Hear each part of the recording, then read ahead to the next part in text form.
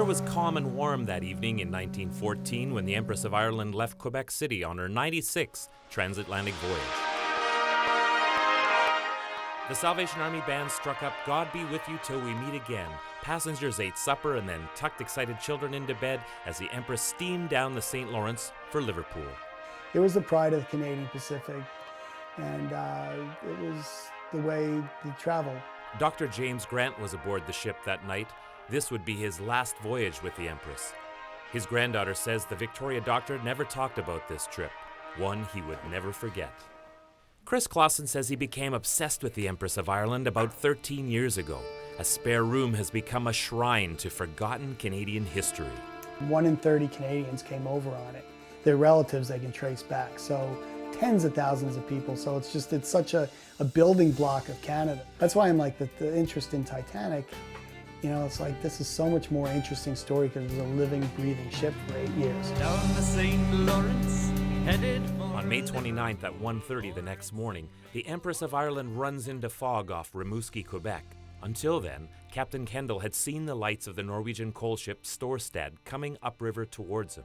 But now, the lights are lost in the fog. Kendall reverses engines, then stops the Empress. red to red, green to green. Suddenly, out of the fog, Storstad is steaming towards him. Collision is imminent.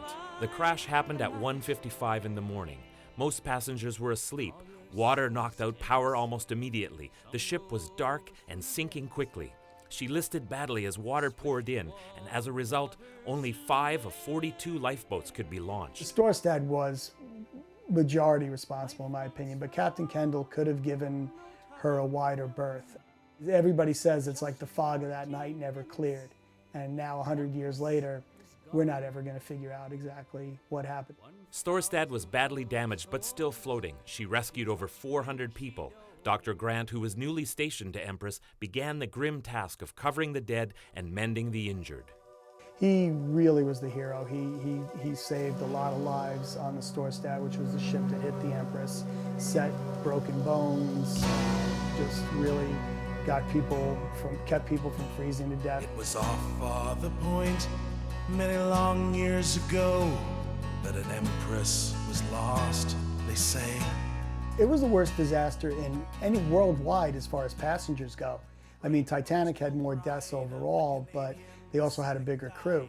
But as far as passengers, the Empress lost 840, Titanic lost 832.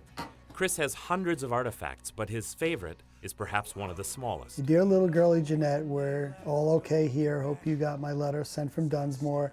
We'll leave Montreal 8:30 p.m., get on the boat for breakfast tomorrow. Signed, your old auntie. And we never, after months and months of research, never were able to find out who it was. So there's a really poignant, somebody ready to go on this great adventure and didn't know what was going to happen a few hours later. Chris hopes that someday his artifacts will become part of a museum exhibit so others can remember the Empress, a ship most Canadians know little about. Barely is there any record of them ever being here. And that's, for what they suffered that night, what they went through, what the survivors, 465 survivors went through for the rest of their lives, there needs to be some recognition of that. So I think the families of the people that were lost, their reaction to it really keeps me going.